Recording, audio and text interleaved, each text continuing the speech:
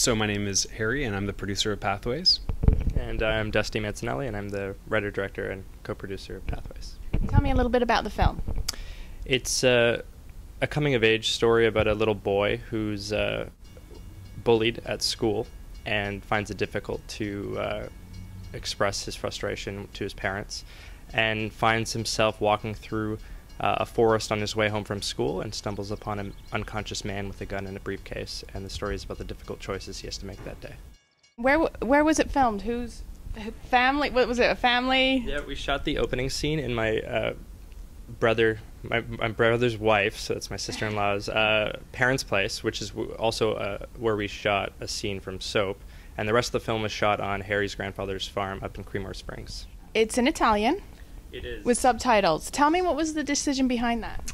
I'm Italian. I don't speak Italian, but it was a personal story for me, and it just felt right when I was writing it. I connected immediately with the little boy in the story, and so it just felt natural for me to place the story in that context, because I felt it was a little violent.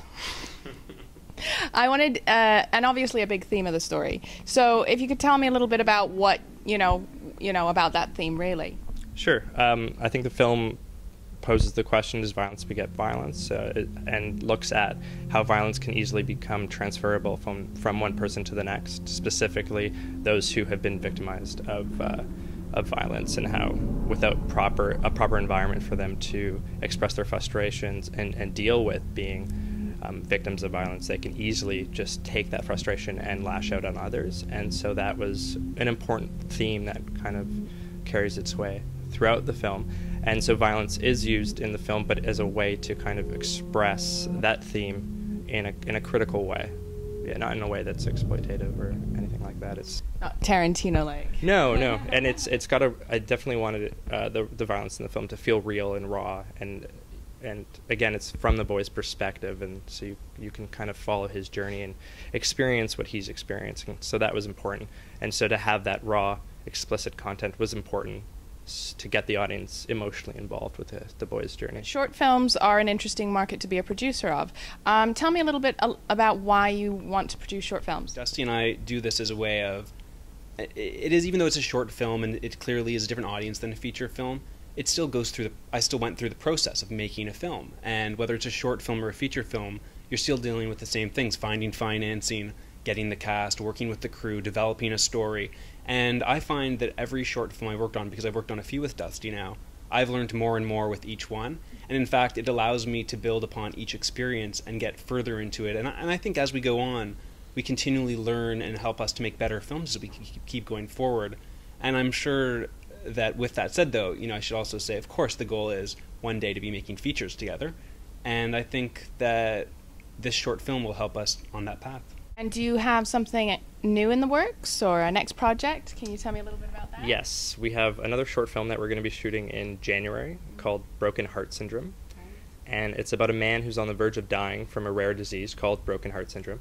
And it's about his journey to find a cure that will mend his broken heart before it's too late.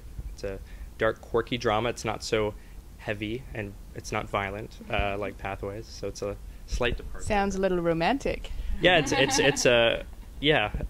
unrequited love. It's not your typical romance film, though. And it's also just really exciting for everybody involved with the film, because as soon as you find out that you have a film that you worked on that's in the Toronto Film Festival, just the buzz around the festival gets everyone really excited. So it's going to be great at our first screening with many people from the cast and crew in presence as well, getting really pumped up about having a film in the festival. After the film festival, what are some ways that Canadians can connect with Pathways? Well, we're hoping that after the festival we'll continue the Canadian festival circuit, and so that will be one place people in different regions of Canada can go out to different festivals to see live screenings, and then we hope that we'll be able to sell the film again, possibly to the CBC or another broadcaster, and otherwise we're hoping for an online presence from that to try to get. Please check out our Facebook page. Please, if you've got a website or a Facebook. Yep. So Facebook/Inflow Films is a great way to connect with us on Facebook, so you can find out more about Pathways, but also about BHS, our next project, and as well our website, www.inflowfilms.com. Infofilm. Inflow. FLO.com. We're going to put that right here. Yeah. Thank you very much, gentlemen. Thank you. Thank you. Thank you.